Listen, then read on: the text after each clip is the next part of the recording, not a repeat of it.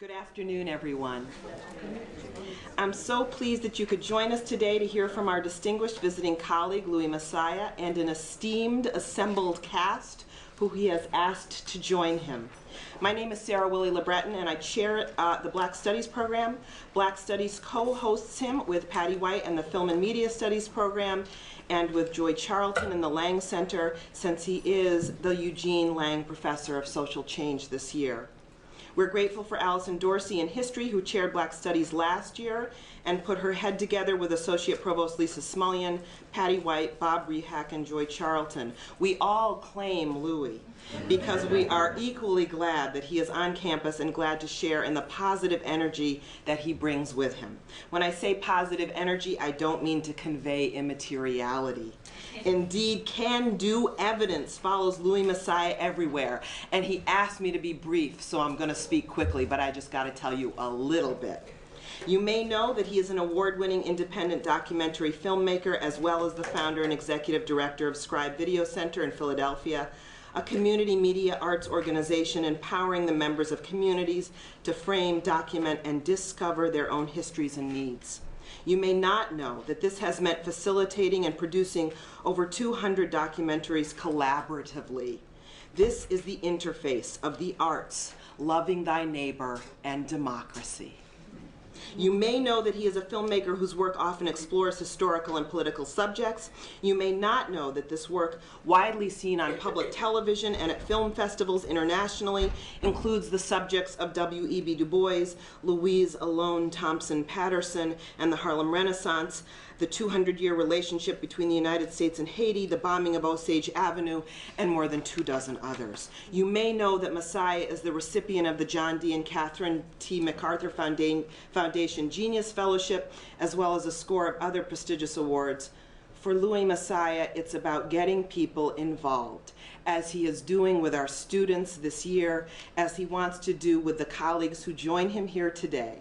So they will talk about a new project to be debuted next month on President Washington's Philadelphia House, the focus of which is not the nation's first executive, but the people who worked without compensation and without choice for him. Please welcome Louis Massiah.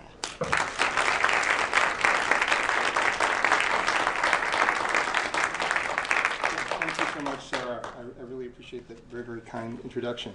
So this is, I saw it said faculty presentation, but this is not what this really is. This is really a collaborative discussion with colleagues and friends about a process. And it's really, actually it's a number of different processes coming together. It's a process of how one interprets history and presents it to a broad public. It's a process of how you work with community voice in terms of presenting that history. It's the process of working with extraordinarily talented writers and actors in sort of shaping a story and presenting it to the public. And it's also a collaboration with art technologists who are really painters at heart in terms of how you deal with the texture of what you are sharing with folks. So I want to briefly introduce my colleagues. And I'm going to sit over here because we're all sitting here today. And I'm going to sit, and I hope you can hear me when I speak. On my immediate left, and everybody's on the left, which is great. On my immediate left is Karen Warrington. So I'm going to start backwards with Karen. Karen, I first knew as a dancer.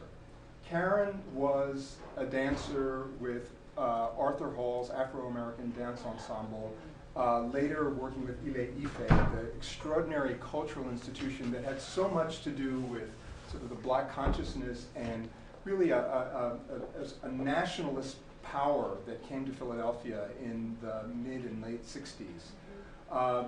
She's also a journalist, a trained journalist, a credentialed, degreed journalist. Can you speak more into the microphone, Lorene? Sure. And she's also a journalist.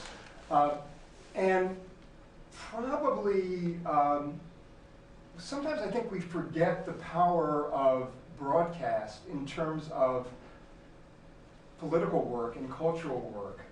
Karen was the news director at WDAS, which during the 60s and 70s and 80s was a major power force. She wasn't there for that entire time, but I mean, but certainly with the election of the first black mayor in Philadelphia, that probably would not have happened without the voice of black media. And Karen, as news director at WDAS, really played a very, very pivotal role, and also as a broadcaster there. She later went on to work as a sort of press representative, and has had, and most recently, I'm going to jump to the present, she now is Director of Communications for Congressman Bob Brady. But that's just one hat, or three hats on one side. The other hat is that Karen has always been involved in community struggle, and was one of the people that first introduced me to the struggle around what is known as the President's House site, and how it was going to be presented and shared with a broad, not only Philadelphia public or national public, but an international public. So we'll talk much more about that later. Tre Davis. You know, Tre is probably the person I've known the shortest amount of time, but I must also say it was like a wonderful experience meeting Tre Davis. Most of my work is in documentary, and so the last kind of narrative working with actor piece that I did was many, many moons ago. And so I knew that I wanted to work with really extraordinary actors in this interpretation. And so I said, well, how am I going to do this? I decided to work with a casting director, and so went through this whole process of meeting and talking with a wide variety of actors. And it was funny, when Tre came into the room, I didn't see it. And then just seeing him on screen, it was like a completely different, I mean, the energy, he knew how to work 2 dimensions. That's really what it's about. Some people work 3 dimensions, but some people like really understand 2 dimensions and what that, and how you work with the camera. And it was just a really extraordinary actor. Just a little bit more. So Tre lives in New York City. He has been seen off Broadway at the Public Theater and the signature theater companies. His favorite subject is history, particularly American history, and he says he's thrilled to be part of the project, and we certainly are thrilled that he is working with us on the project. Beth Warshafsky has been my savior on a couple of different projects. I first worked with Beth really as an animator and a kind of visual figure-outer for a documentary I did on W.E.B. Du Bois, which here I was working on a documentary about somebody who had, at that point, had been dead for 30 years. And most of the people in the documentary that I was going to interview were people that knew Du Bois, or people that the youngest person probably was in their 70s, and so it went up from there. And I was trying to figure out, how can I make a film that is going to be visually appealing and really work and attract young people, that would have a life not only on public TV, but would also have a life in school. So Beth worked with me really as kind of a visual, as an animator and a consultant on that. Beth is an artist who lives and works in New York as well, and she teaches at Pratt Institute. Originally, she was trained as a painter, and her works also include prints and drawings and text. But she also works with this intangible of media, working with digital media. She's been a longtime collaborator of Jerry Hemingway, and recently came back from a show in Antwerp. So she just, anyway, a joy to work with. Novella Nelson. Okay, so I've known Novella probably longer than anybody here, and I knew Novella as like this person in the audience seeing somebody up on stage and like saying, wow. But I also knew Novella through, I worked at WNET in New York, and there was an extraordinary sort of major cultural force, a man named Ellis Hazlitt, who worked at WNET, who was a very close friend of Novella's, and that's really how the introduction happened. Novella is a working actor, and that's really saying something. Novella is always working, whether you tune on TV, whether you go to, you know, your local multiplex, whether you the internet, whether, Novella is a working actor, and also her voice, which you will soon hear. She was on Pearly on Broadway and also Having Our Say. She's been affiliated and performed several productions in London at the Young Vic. Most recently, I saw Novella last summer in an extraordinary production of Joe Turner's Come and Gone, the August Wilson play, and also with the Almeida Theater in London. She was in the Antoine Fisher story, the wonderful film that Denzel Washington directed, Perfect Murder, and also she's a wonderful singer. She had a wonderful voice, and anyone remembers Reno Sweeney's, which was like the cabaret club in New York. Novella was the sort of headliner there for quite some time. So anyway, these are my compadres. So as I was saying, this presentation this afternoon is really about how one uses history as a kind of cultural work. And when I say cultural work, I mean using culture in an intentional way as a way to work for progressive social change. So yes, it's culture with an agenda. It's not art for art's sake. And it's also, but specifically looking at history as something that, yes, it's accurate, and yes, it's something that we can build off of, but understanding that when people have history and understand history, really it's a foundation in terms of, not only in terms of our thinking, not only in terms of discourse, but we can actually build off it. So that really was kind of what attracted me to work on this President's House project. The other thing that this presentation about is really about process. And so in order to sort of talk about process, I think chronology is kind of connected to it. So I want to talk about how I became aware of this project, and I should also say the thing about history, and particularly this kind of history, is that it really depends on where you're standing, because people actually have different perspectives on things, and when we talk about it, we actually can maybe come to some understanding about what those different histories are. But here's how I came to know about the President's House project. So it kind of began with the Liberty Bell, which is this Philadelphia icon. So the Liberty Bell, if you're from Philadelphia, if you grew up in Philadelphia, every class, each year there's a class trip. And at that time, the Liberty Bell, when I was growing up, was in Independence Hall. And you'd go to the Liberty Bell, and when nobody was looking, you'd actually touch it, and then you'd hit it with a token, and then the guard would look at you, and all right.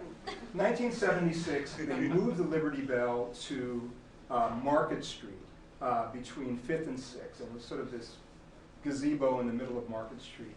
And that was there from 1976 to about 2000. Around 2000, 2001, the decision was made by the National Park Service to create a better kind of location for the Liberty Bell on 6th Street, which is really maybe like a quarter block away, that there would have better flow so people could come in and out. But while they were doing that, and history, in Philadelphia is a kind of currency.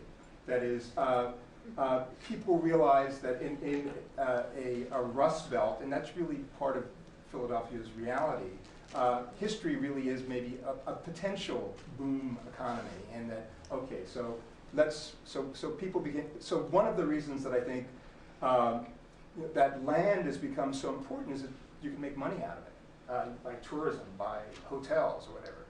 So, and that actually has been good for archaeologists, that's actually been good for historians, because they sort of fuel that kind of history economy. So it had been known that at the corner, pretty much at the corner of 6th and Market Street, was the house where George Washington and Martha Washington lived during the first presidency. If you remember from high school, the very first Capitol was in New York in 1789, and then shortly after that, there was the discussion and decision as to where the capital was going to be. Was it going to be in Philadelphia, the capital of the United States, or was it going to be in this District of Columbia? So for that, in that period, Philadelphia would be the capital in that 10-year period while the Washington D.C. while the District of Columbia capital was being constructed. So George and Martha lived in this house, and then later John Adams. Anyway, so the house was demolished. There was a fire in the 1830s, and most of the interior walls were demolished. And then, and I should get visual.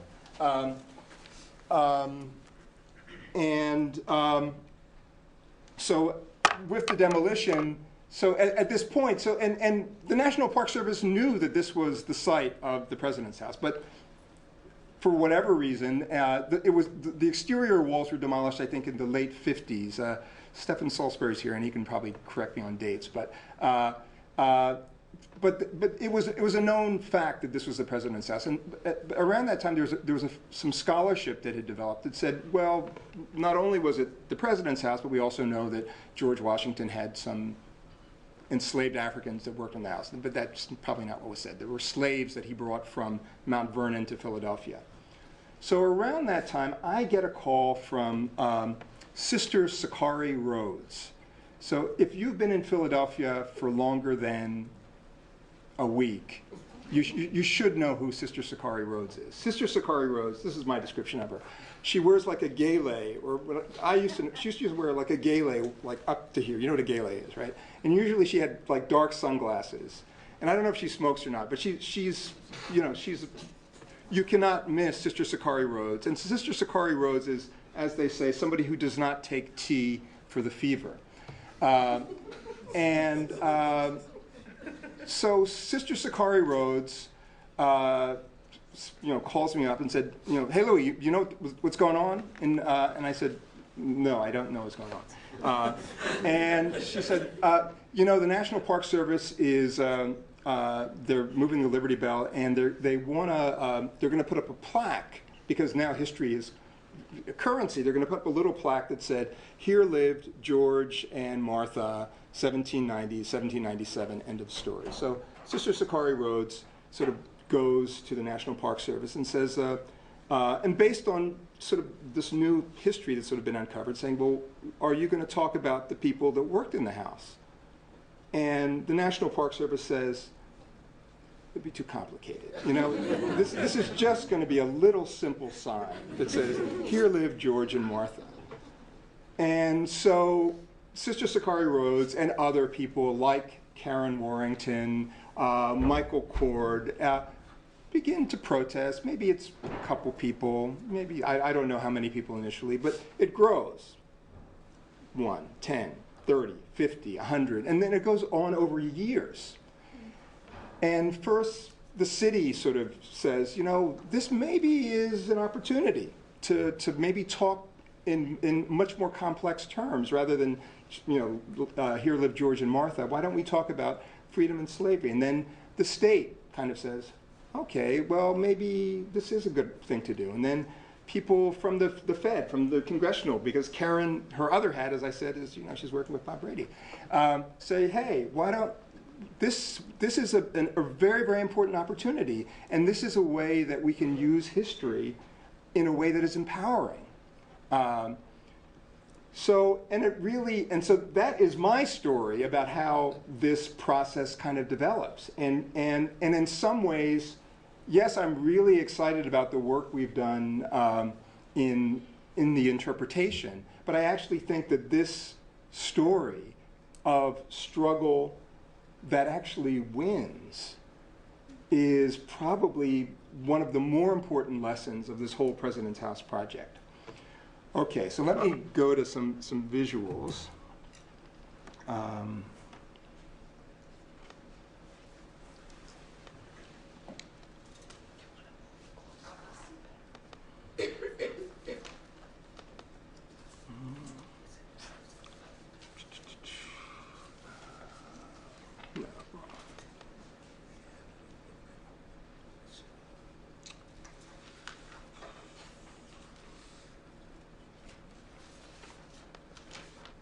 if I can find it. Hold on.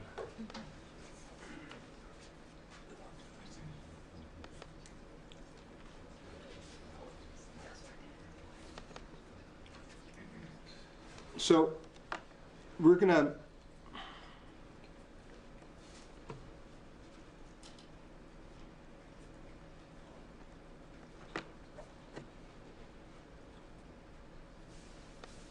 it's not behaving. Hold on.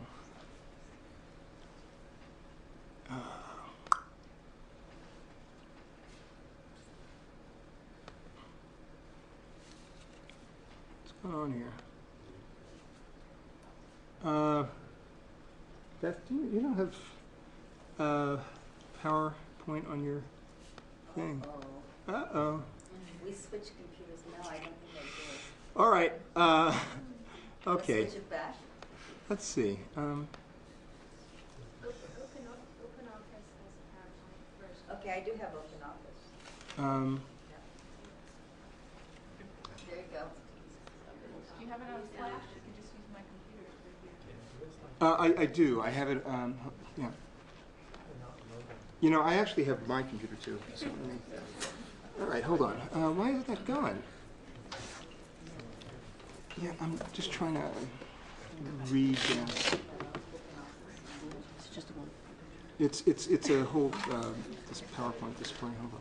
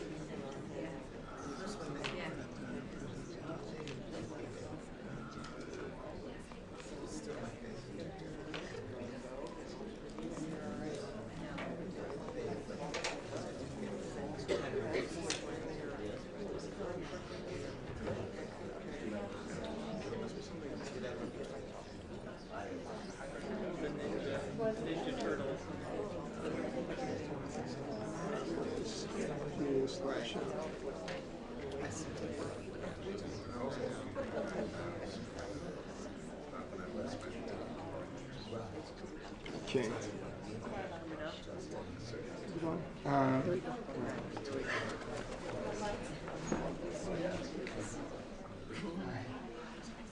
So this, I think this is a birch print. This is a lithograph from the late 18th century of the front of the president's house. And in some ways, I'm trying not to get too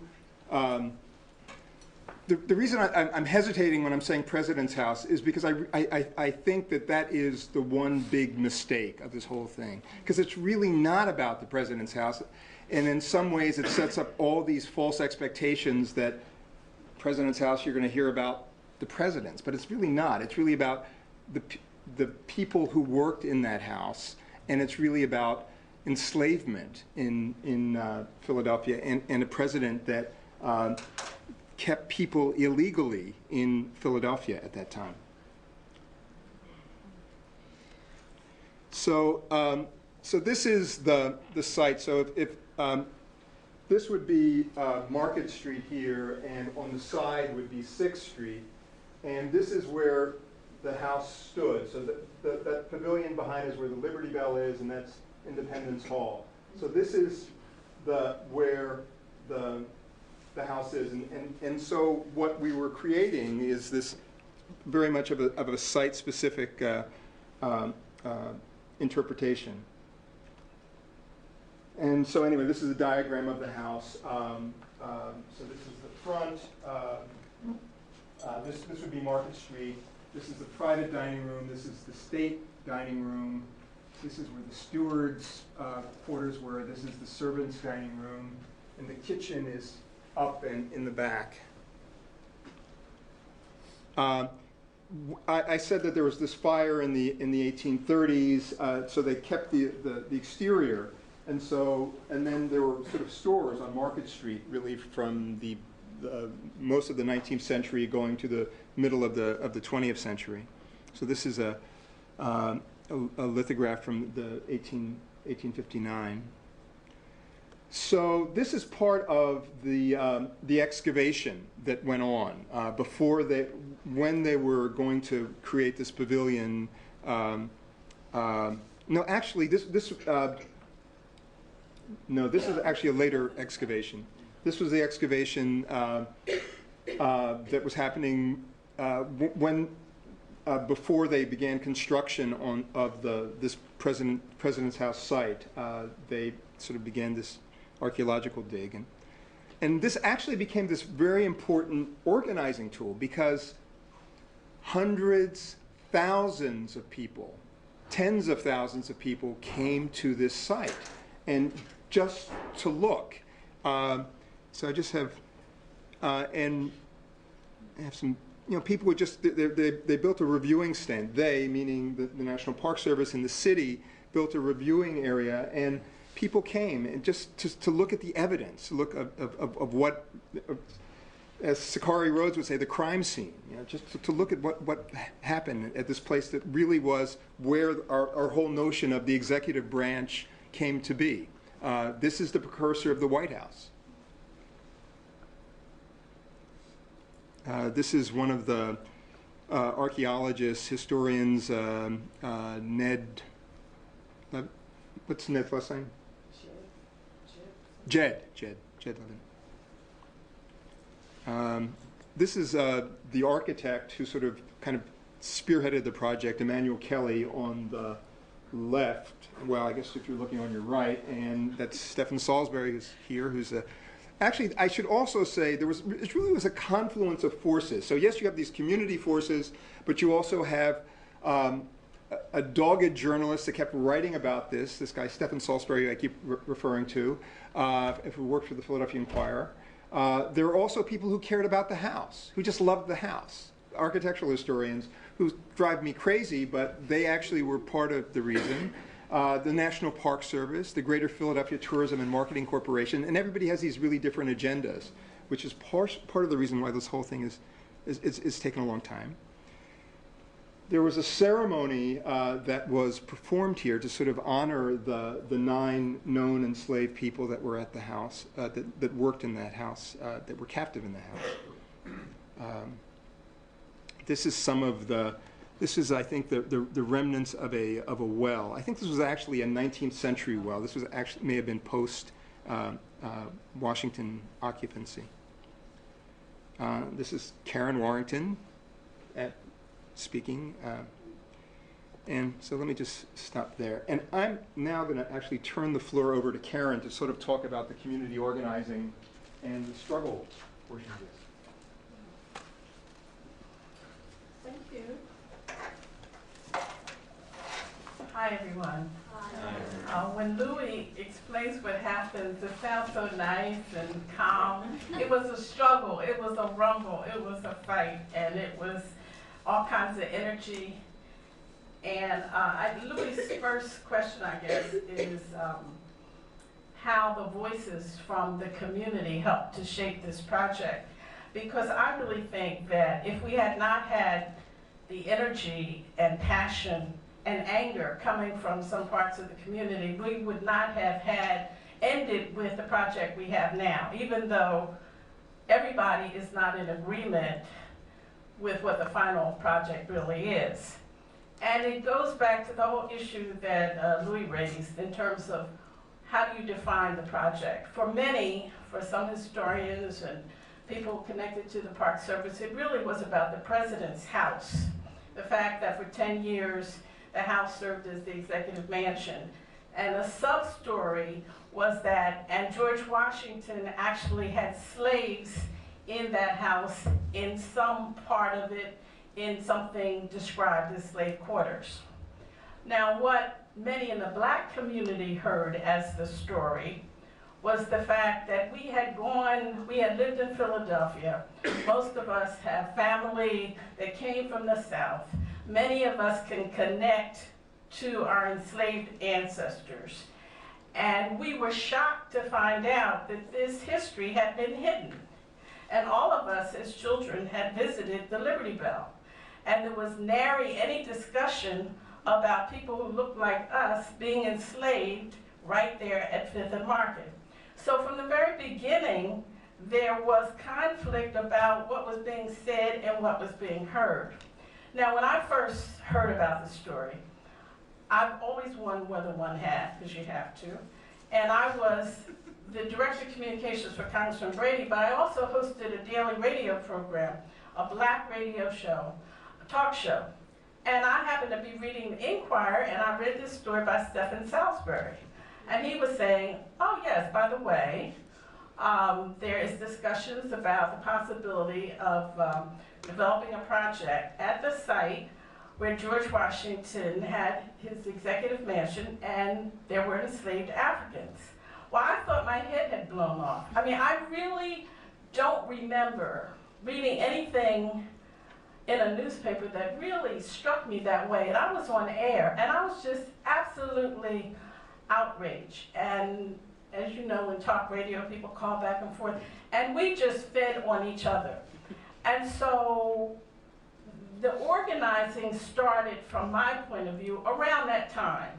And so there were, people came together, formed organizations to try to make sure that this story was accurately told.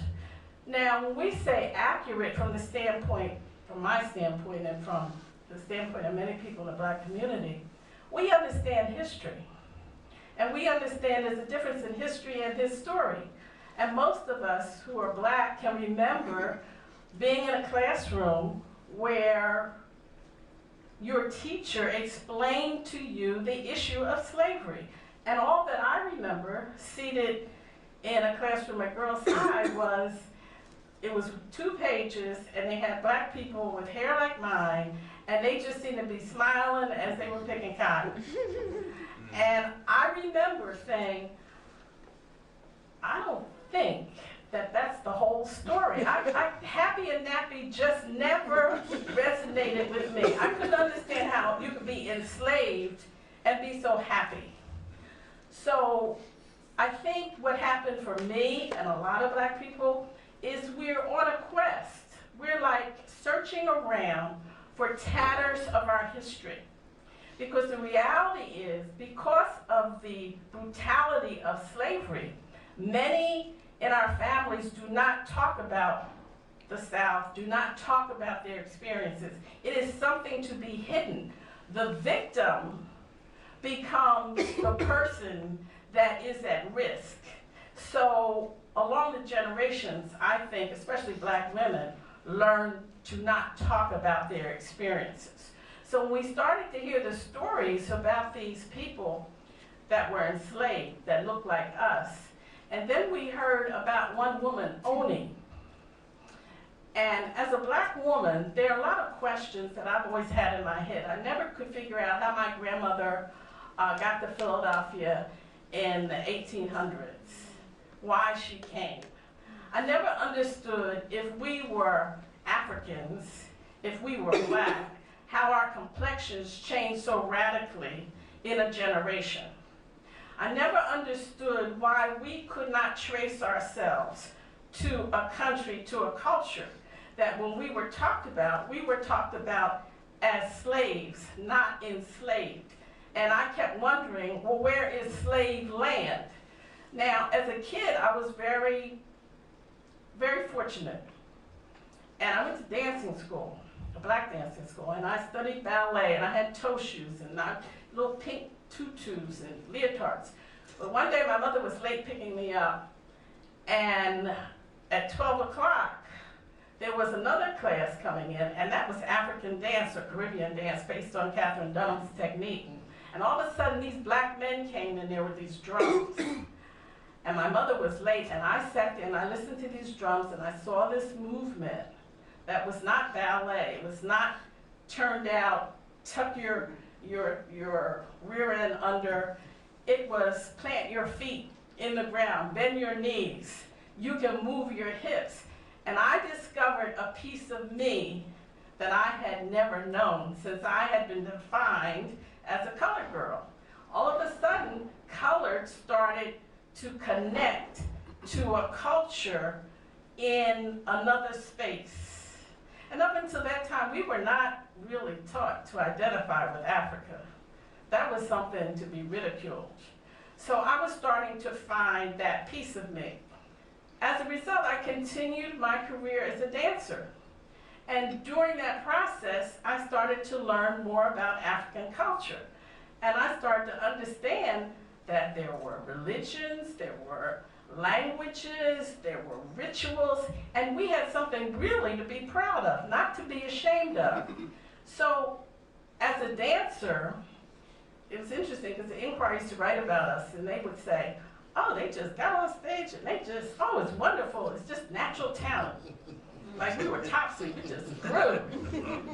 They had no idea that we had studied technique, that we understood African technique from West Africa, that we had studied dance from East Africa. We understood something about South African movements, in addition to knowing something about Russian and English ballet. And yes, we studied, we were in class, we rehearsed. It was an art for us. So I decided, understanding what the Panthers said, that you have to define yourself. I decided that I was going to go back to school and get a degree in communications because I wanted to define myself. And I started to understand just how important communications really was in the telling of a story and the defining of people. So by the time I went through my career in media, by the time I ended my tenure as the press secretary to the mayor of Philadelphia, and by the time I became press secretary to this congressman, I was very open to voicing a point of view that had to do with my culture and my history. So when I found out this information, I've always understood since I've been in radio the power of community. So when we started having this dialogue, it was just a lot of energy. So it wasn't just me. It was Sakari, it was Dr. Bloxson, it was Reggie Bryant, it was Michael Cord. It was hundreds and hundreds of people that connected to this story. And I would like to say Sakari Rose is somebody that should have really been a character in one of Toni Morrison's books. She would fit in there nicely. But it was a movement. And we were not going to accept the telling of the story, for many of us women, of only Judge, because we had some sense of what had happened to black women. We had some sense that black women could not claim their bodies, that black women could be impregnated by their master at any point. So it was almost an emotional, spiritual connection, and the fact that we had walked this path at Fifth and Market and never knew that people who looked like our mothers and our fathers had been in this sacred part of history next to the Liberty Bell. And so when the information came, I was positioned in government. The site is in the 1st Congressional District. That is our district. So I was positioned to be at the table, but the people in the community were outside of that sphere. But we worked together because on one hand, I was at the table being a strident and sometimes angry voice, but outside of the table, outside of the room where that table was, there were people who were even more strident than me. They were more angry than me. So therefore, the Park Service and the other powers that be were willing to kind of listen to me to some extent because of those other folks outside. At one meeting, the then superintendent of the Park Service whispered to somebody, I think Scribe Rose is outside. She's trying to get in. And the first meeting we went to, I had gotten a call from Ed Lawler, who was white, and he really shared this information. He was really more focused on the architecture of the house, but he also included in his thesis that African Americans were enslaved at the house. And he was not allowed in the meeting because he did not have, I guess, correct portfolio. And so he called and asked, could I get him into the meeting? Well, I didn't know anything about the meeting, so I called the Park Service and said, the congressman demands that we're part of this meeting. So they said, okay. So I notified the head of the African American Museum. I notified Charles Blockson, who is a very well-respected historian in the black community and has written on the subject of the history in Philadelphia in this area, and invited them to come. There was one black man in the meeting. He worked for the National Park Service. And initially he wasn't there, but I think at some point they decided to invite him in. But at no time did he ever speak. And we were also told that we were not allowed to talk because this was a meeting of the historians, the ad hoc historians. So we were at the table, but we didn't necessarily have a voice. Now I knew I wasn't a historian, so I had to reach out and talk to folks. So that's how the energy started. It was not one person, one entity. It was like, as Louis said, a confluence. If the writing hadn't been done, if the reporter hadn't picked it up, if we didn't have black media as an outlet, if we didn't have an informed community, we probably wouldn't have even gotten to this point. And it's important to note that it took 7 years. This has been 7 years of meetings. And our voice had to include the suffering that we understood as black women that an Oni judge had felt. We didn't know it. I couldn't write her history, but I understood being the grandchild of a black woman who fled the South. And when you start to read the history, you start to understand what happened in Pennsylvania and how African Americans were drawn to Pennsylvania.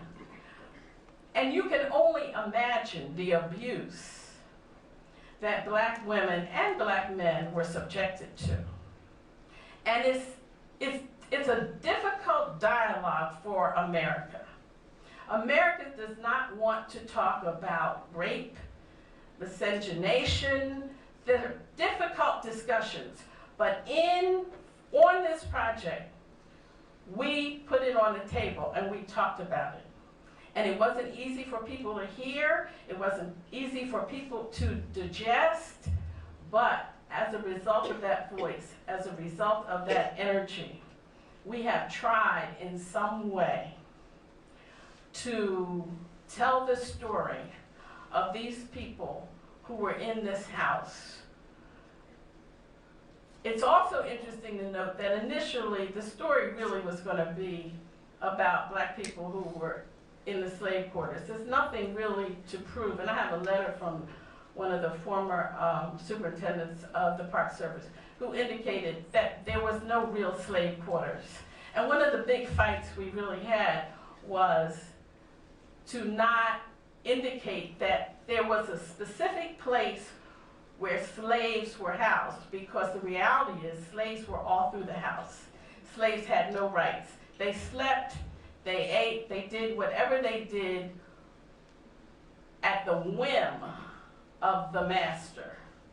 So if I had to sleep in your bed, I had to sleep in your bed. If I had to sleep on your floor, that's what had to happen. So it's a romantic view to put the slaves over there. And at the very end of this project, we had almost rolling on the floor argument about the memorial. So now the space that was initially identified as slave quarters now is a memorial space.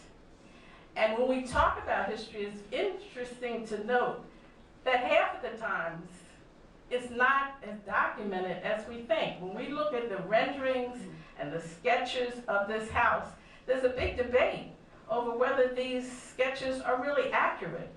And if you look at the sketches, it will say conjectural drawing. That's what they think. And I have said to many of the historians at the Park Service, because there was a big argument of whether Samuel Francis was black or white. He was very light-skinned. So black people who researched his history said he's black. The head of the Park Service told me, no, he was white. I said, how do you know that? How does any male... Okay. Oh, how does anybody really know? The mom and the dad are usually the only ones that really know. And so those were the kinds of discussions we had, which are difficult discussions. But in reality, I think that's why we have a project that all of us will have the opportunity to discuss and learn and build upon a better understanding of who we are. Thank you.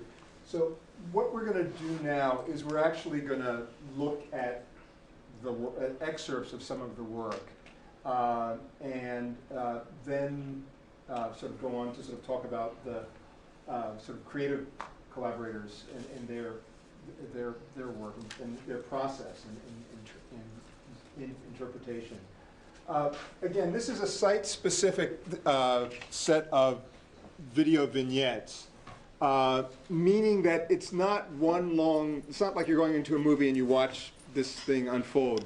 As you walk into the space, the reason I pointed out those different rooms in the photograph is what has been built is really a kind of the skeleton of the house, really the first floor of the house, and there are chimneys above on each of the chimneys in the private dining room, in the public dining room, in the steward's chamber, in the kitchen. And also, there's also a monitor in the servants' eating quarter. There's a space for above the fireplace. There is a monitor, and we are using the monitors. The visualization. I'm sort of getting into this a little bit. The visualization is that the monitor is a mirror, sort of looking back into that space 210, 220 years ago. So and that was the original idea. Someone very, very important. The writer of this project is Lorene Cary, who we actually hoped was going to be here today, but she actually just finished a book last night, or the last revisions of a book, and she's like crashed. So, and it really was Lorene's work to work with historical documents, work with the historians in terms of an interpretation that I use in kind of in visualizing the piece. So what we're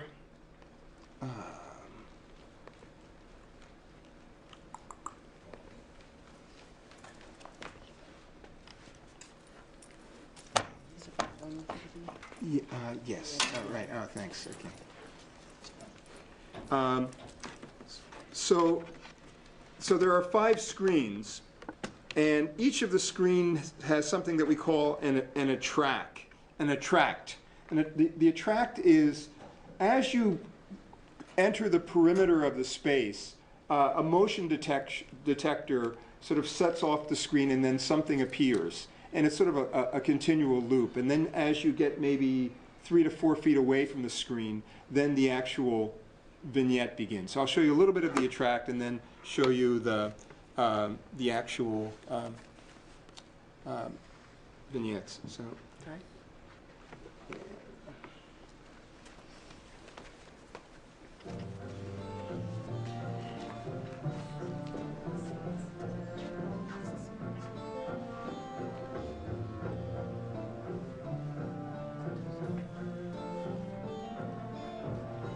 So this is the attract in the private dining room, in the first, towards the front of the space near the corner of 6th and Market. Anyway, let me just zip ahead a little bit.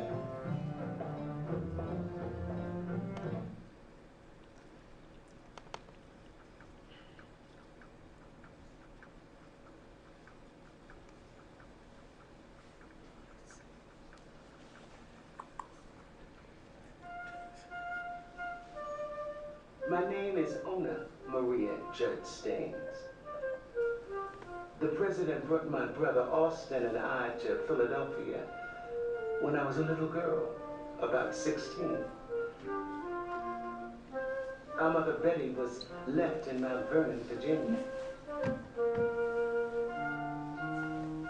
She died there while we were away. That's how it was with us. They'd move us around to suit them.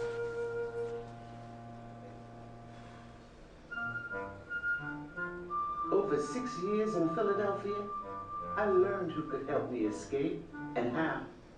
The hope I had could have filled that whole house, but I never let them see it. Instead, I attended to Mrs. Washington and her granddaughter Nellie. I cleaned and fetched and carried. I filled and I emptied. And I sewed. Mrs. Washington wanted to set an example by wearing fine things that didn't come from Europe. They were to be made here in America. And they were, with these two hands.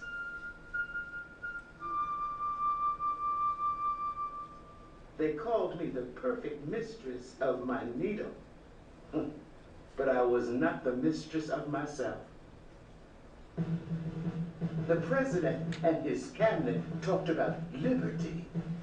Liberty. I wanted more than that. I wanted freedom. Ernie? Ernie! I need you here. Coming, missus.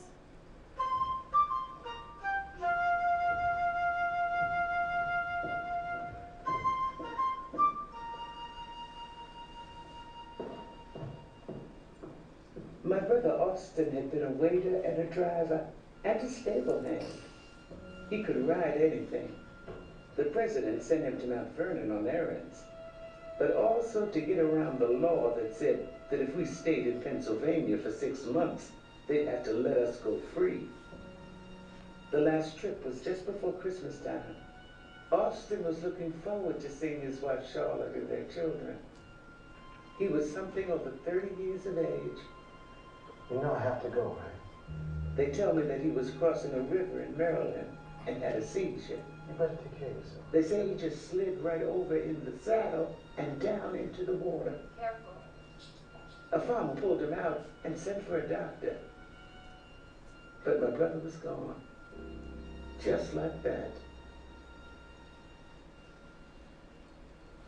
When I was 22, I never will forget it. Mrs. Washington told me she was giving me to her granddaughter, Elizabeth. I was going to be a present, like some good, strong chair for her to use. Increase, that's what that meant. Increase, that's what they called it. Increase. 2 lambs, 3 foals, 2 Negro children. It's like breeding, don't you see? Any way they could to make more of us. Didn't matter.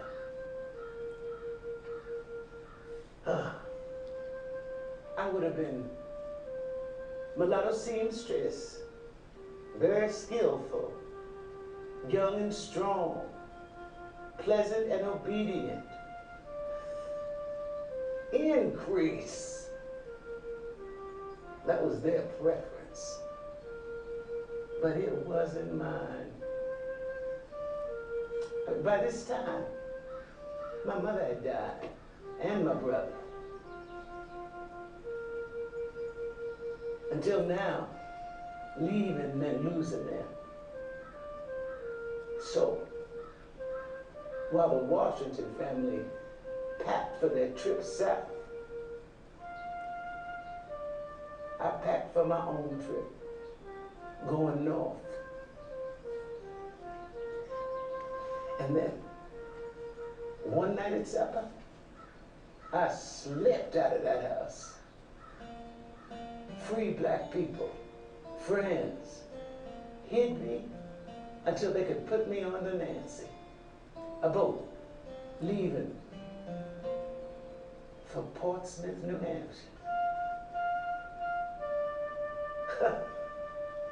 They couldn't believe it. President sent men after me. Big men trying to be slave catchers.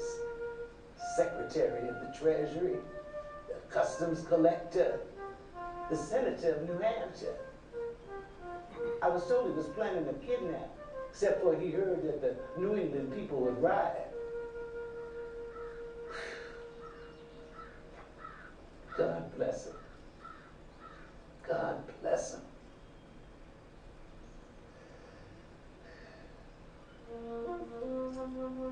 So I stayed right here in New Hampshire.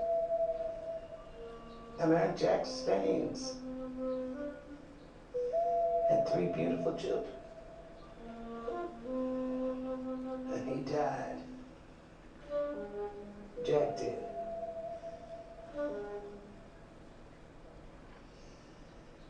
And then my children. They were in their 30s.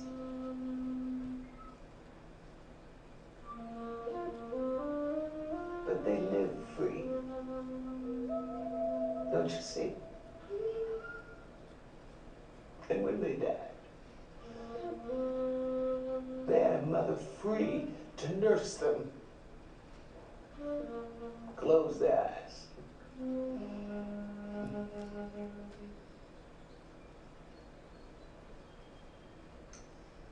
When the president left office, by the way,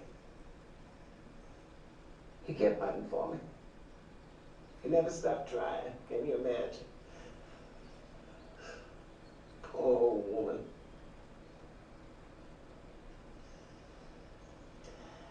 They gave my sister Delphi to the granddaughter. My little sister Delphi was the wedding present.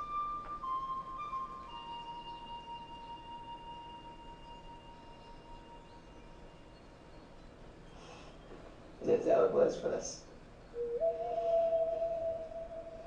That's how it was.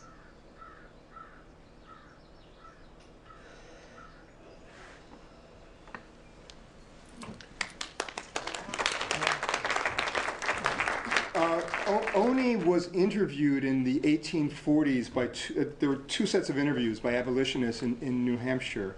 And so, although it's not interview like we think of interview in 2010, it's basically somebody paraphrasing. So we have the most documentation about Oni's life. And so those are the words that we have in those interview documents. So this is the state dining room. This is the approach that is on the screen for the second one.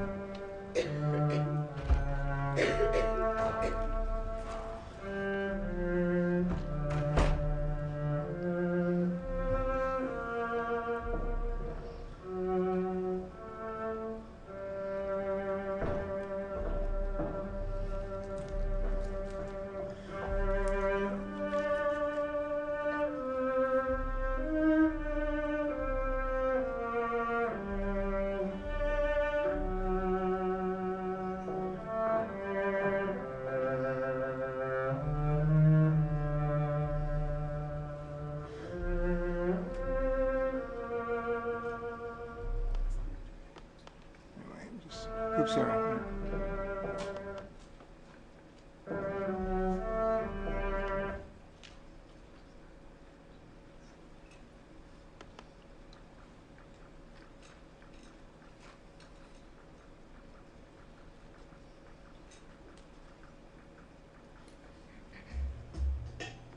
Liberty was dangerous. Here, in the United States, enslaved Africans risked their lives just for a taste of liberty. John Davis was one. He ran away here to Pennsylvania for freedom. Then, 3 men came from Virginia. They overpowered him and took him back. The 2 states argued in the courts about whose law would prevail, while John Davis, the man himself, disappeared back into slavery under God only knows what punishment. Congress supported Virginia. The Fugitive Slave Act allowed slave catchers to seize runaways anywhere in the country. In February 1793, Congress sent the act to the president to be signed into law. It became a federal crime to run. It became a federal crime to help someone to run. An act respecting fugitives from justice and persons escaping from the service of their masters.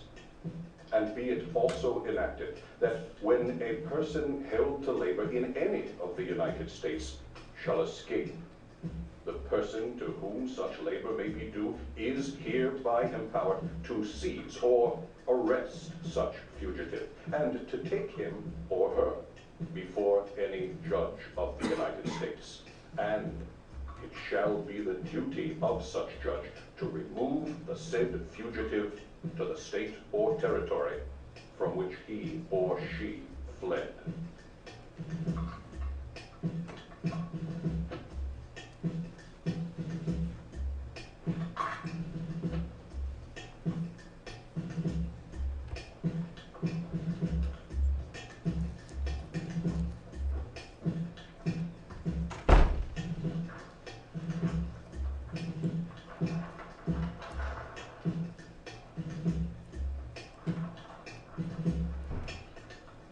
How dangerous was liberty?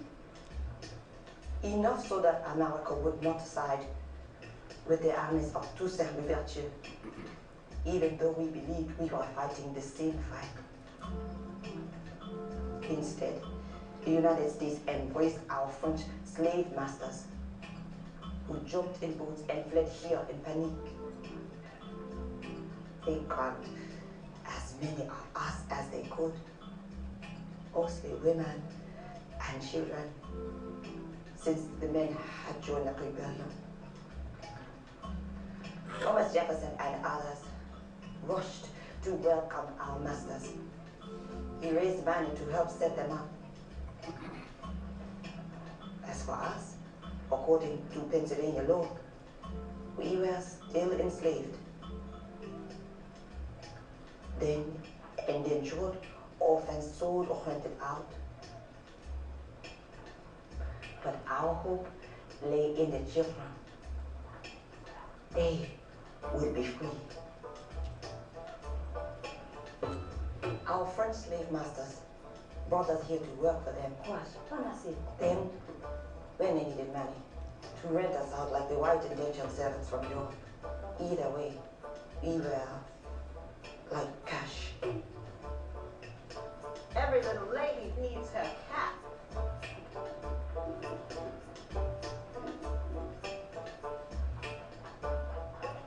Here.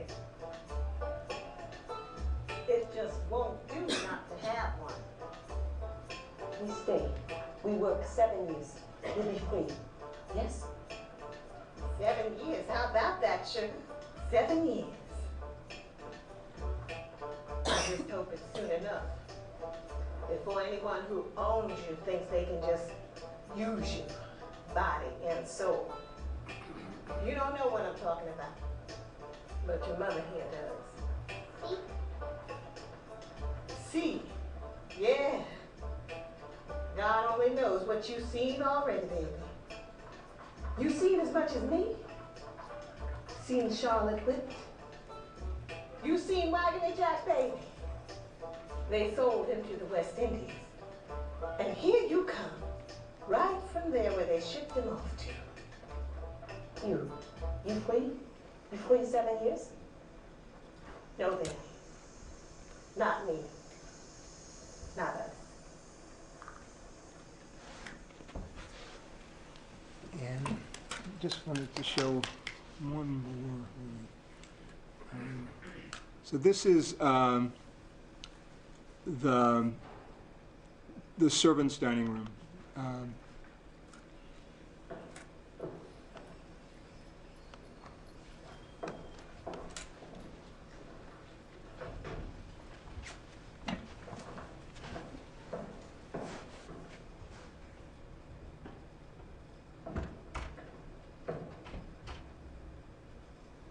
name is Christopher Shields.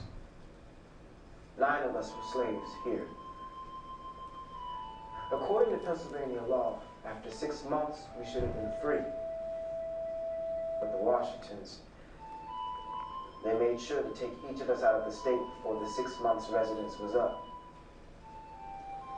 When we came back, even say from a 2-day trip to Trenton, well then the 6 months started all over. The idea was to make sure no one noticed. Let me read you how the president himself put it in a letter to his secretary. This is what he wrote. If upon taking good advice it is found expedient to send them back to Virginia, I wish to have it accomplished under pretext that may deceive both them and the public. So that is how it was.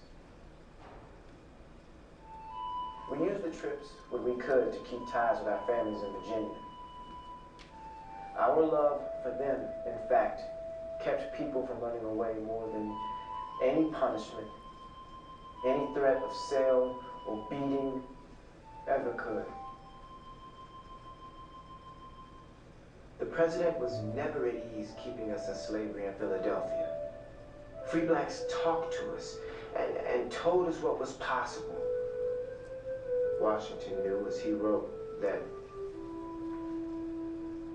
the idea of freedom might be too great a temptation for them to resist.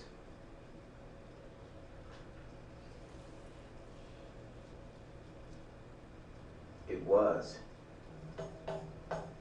And only Judge was the first to prove him right. She escaped from this house in 1796. She lived in New Hampshire, married a sailor named Jack Staines, and had 3 children. During his presidency and after, George Washington tried to have her caught and brought back. She lived free into her 70s.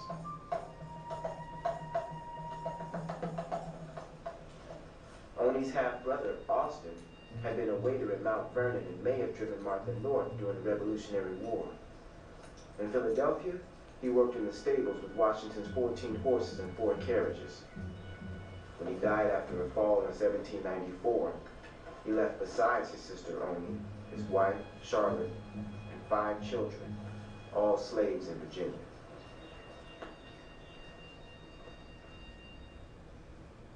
Maud cared for the grandchildren, cleaned. At 50, she even painted these rooms and went back to Mount Vernon at the end of the president's term. She belonged to Martha Washington. Unlike the president, Mrs. Washington did not set anyone free. Instead, as an old woman, Maud and 152 others were given to the grandchildren.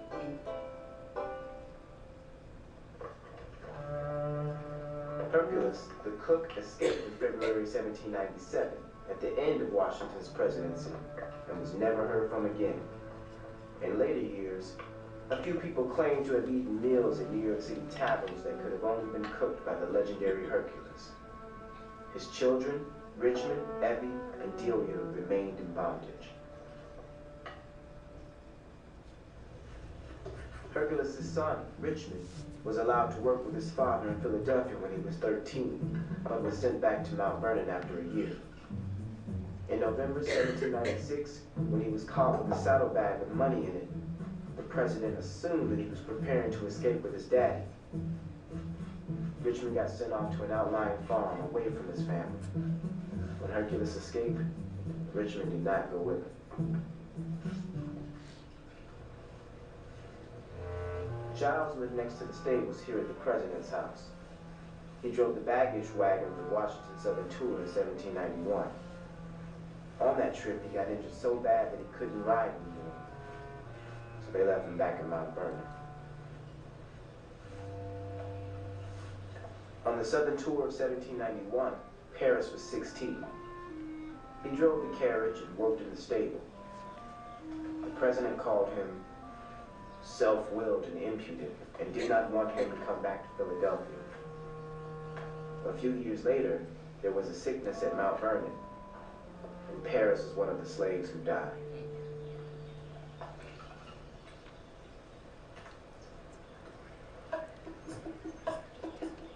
Postilion Joe Richardson, owned by Martha Washington, would drive the team of horses for the president's carriage. Joe's wife, Sal, was owned by George Washington. His will freed her, but she chose to stay with her husband, Joe.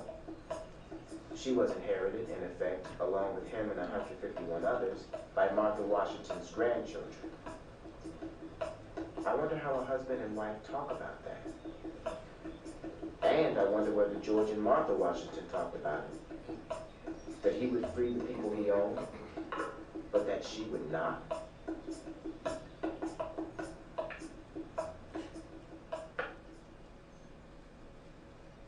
And me? I was taken back to Mount Vernon in 1791. After Washington's presidency, I became his body servant. When I was bitten by a rabid dog, the president sent me up to Lebanon, Pennsylvania for a cure, and I survived. 2 years later, I married a woman from a plantation nearby. The general found a note I wrote her about running away and stopped us.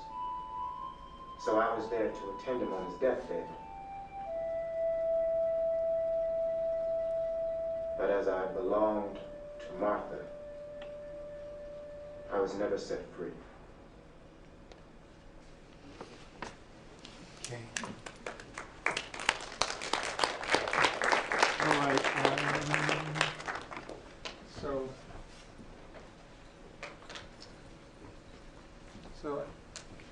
So Beth and Novella and where's Tre? Tre.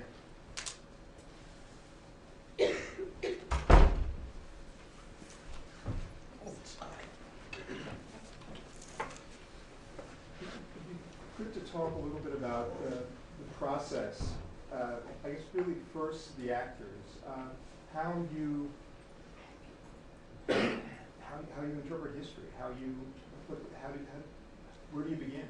How do you? Well, first I begin with the script. You know, I have to take the text. Can you hear me? Okay. I mean, you have to take the text, and whatever's in the text is your base, or mine, anyway. And then because it was a living character, then I do research. You know, you do research, any research you can, children's books, whatever you can, to find out more and more about someone that was alive.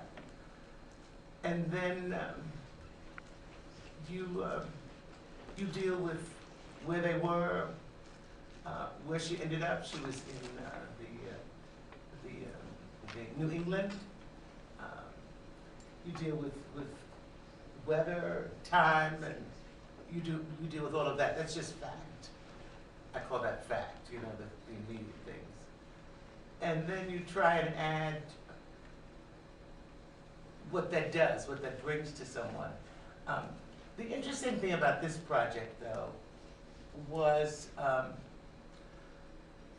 you know, I have to speak to those ladies who were very forceful in their opinions about what they wanted to achieve with these characters, with these living people. And we had let me go back. And the script evolved. I did several readings of the script where people would come and give their suggestions about how the vignettes worked or didn't work, and what it is they wanted to see or didn't see. And so eventually Massiah said, I think we have a script. We're going to do this reading in front of a group of people who have very strong opinions. And so we did. We went and we did the reading. And these ladies did not play. They were serious. Sister Sakari Rhodes and Karen. And Karen, yeah. They were very serious. because it wasn't that they didn't respond to what was being shown them or given them. They just wanted it raw. That's the best way to put it.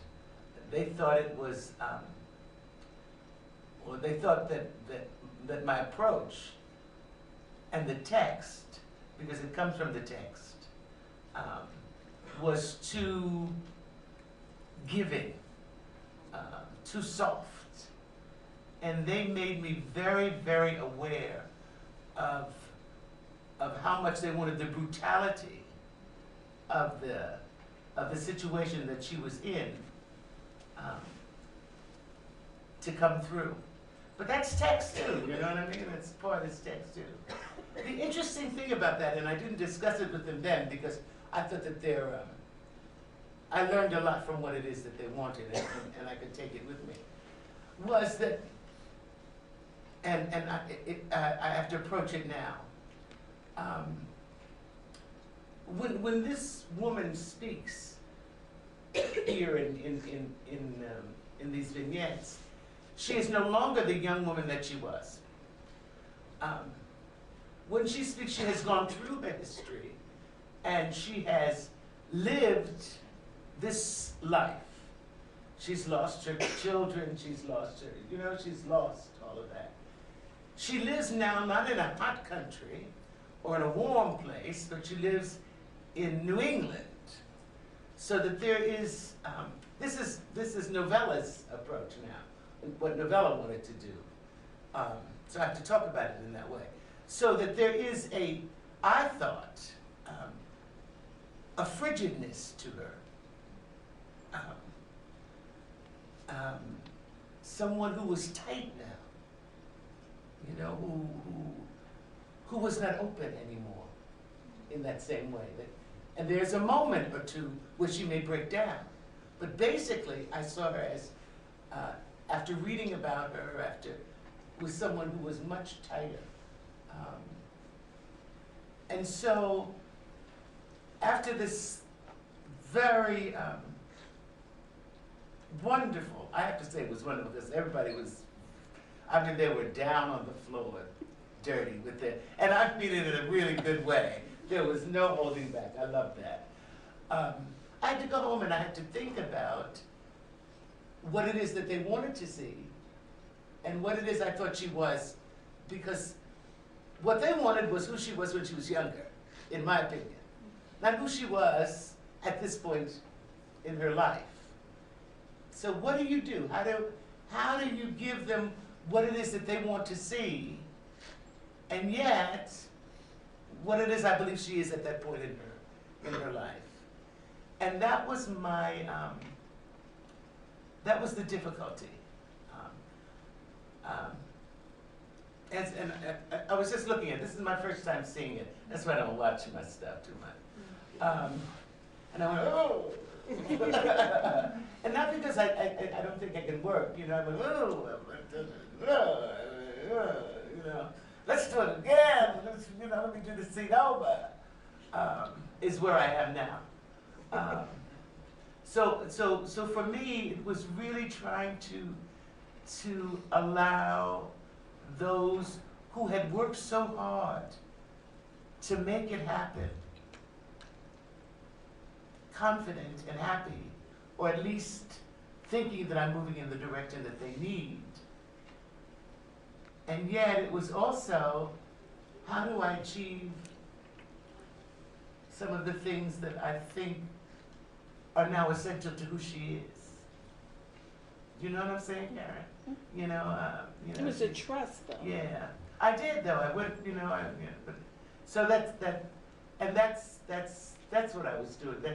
That was the most important work for me on this character. And I thought that the writer, because she also was at that meeting, and she changed her language as well. And I thought that some of the language that she changed helped to allow those ladies to have what they needed, and also was still trying to help me stay tight, if that makes any sense to you. Because I really do think, and I don't mean, I just think she's older now. It's not that she's given up, but those fights are over. Something else is going on. She's not in a place where there are others who are also going to fight because she's in New Hampshire. You know what I mean? So that was part of my dilemma and my struggle. Right. Can I beg the indulgence of the audience? We usually wind up about 5:45, but we have 5 wonderful speakers. So I'd like us to go until 6:15, if you can handle that with your family and friends, and then we'll try to end as quickly at that time as possible. Okay. Thank you, Sarah. And thus, briefly, you'll have to forgive me. I don't, and I'm still kind of in the beginning of my career, so as Ms. Nelson alluded to, it is quite startling to see yourself. You may appreciate my experience by imagining all the times you've seen yourself in pictures and thought, oh my God, is that what I look like? Yes, that's what you except that you're much bigger and you're taller. So it's something else for it, I tell you. I think without regurgitating much of what Novella was saying, to start with, a director once said in something unrelated to slavery, but using the metaphor, he said, no matter what anyone in history has ever thought about slavery, everyone always knows it's not for them. And I think that was a good starting place for me. As a young man, what I have found frustrating about watching movies about slavery, having grown up in the South, and learning about slavery, is even in the most sensitive sense, or the most sensitive approach to slavery, there always seems to be a lack of self-awareness from those who are enslaved. And learning about this character, I thought, here's a cat who can read, and even if he was taught by a master or a mistress, he wasn't taught the same way the white kids were taught. So he had to take it upon himself to really learn how to read, to pay attention to his surroundings so that he isn't caught, so that he isn't too upstart. And what I came to, there must be an over-awareness of his condition that is infuriating. And you don't see the sort of anger portrayed in film, television and theater that I think is appropriate. There always seems to be a sense of, well, this is my condition and it's sad. But I imagine that slaves on plantations were really, really mad about it. And if you look at literature, there's history of slaves sitting down in the middle of the day. Can you imagine? The whole plantation shutting down. There's lots of writing about, masters and mistresses being terrified of towns clearing out because they were afraid that there would be an uprising. You look at the brutality of, oh God, why is his name escaping me? Famous slave, Nat Turner. You think of the brutality in which they murdered those people and where it comes from. I won't be arrogant enough to pretend that I captured that in the small vignette that, with the small amount of time and literature that, we had to work with. But I should hope that people will come and look at it and say, this is heavy stuff. It's not too heavy-handed, but it's true. And there's a reason that people quote our Constitution and our Declaration of Independence when they start their countries, because it's an amazing document. But we shouldn't be afraid to approach the subject with a sense of honesty and a sense of of respect and say, listen, this is what George Washington did, but this is some of the other stuff too. He was a man of his time. And look how far we've come. And I appreciate the work they did, and I hope that we came anywhere close. And thus, briefly, There's one thing I didn't say, and the important thing is that after I went through all of that I was telling you about the balance, I had to leave it into the director's hands, and I didn't mention Massiah because he directed this project. And it's very important to know that you have to let go and say, okay, well, this is what I've done. Is it okay? You know, so it's on him. You know, but I have to, and I mean that. So I have to give him real props because I could trust him. I trusted him, so, and I thank him. So I didn't mention that. So. Okay, sorry.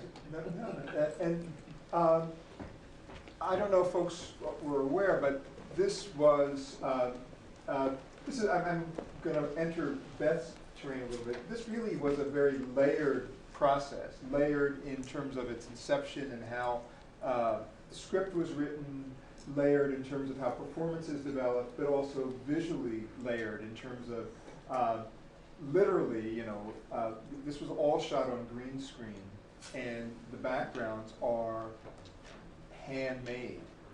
Beth was really a very important part of that team, and sort of in terms of really the painting and sort of kind of figuring out the palette of the piece. And so you can talk a little bit about your work and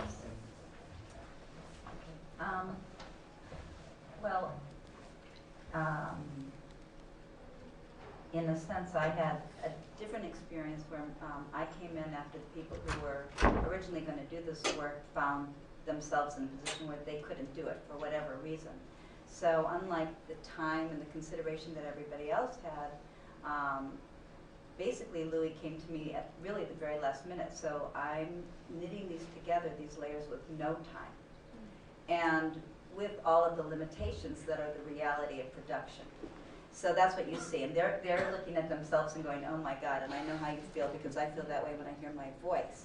But I'm looking at a scene and going, Louis, did you see that chair? It was really too big. And it was a real chair. okay, and the blue and brown bricks and etc. And in fact, you know, just the limitations of dealing with not only a short time, a budget, and a process. You go like, okay, well, the computer was good. What we did is we did 2.5D. I was going to show you some pictures, but I can just explain it. You know, you have a green screen.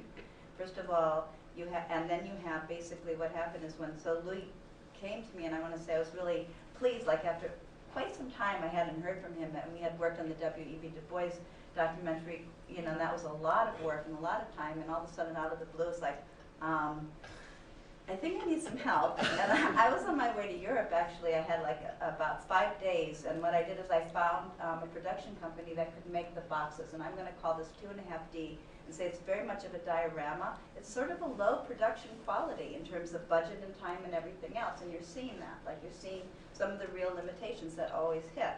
So I handed it over to people that I could trust, and you know, went out of town for 2 weeks and then came back, and then my job was to really try to do color correction, lighting, adjustments, to pull the green screen characters, which I'll call the foreground element, and the background element into a believable place.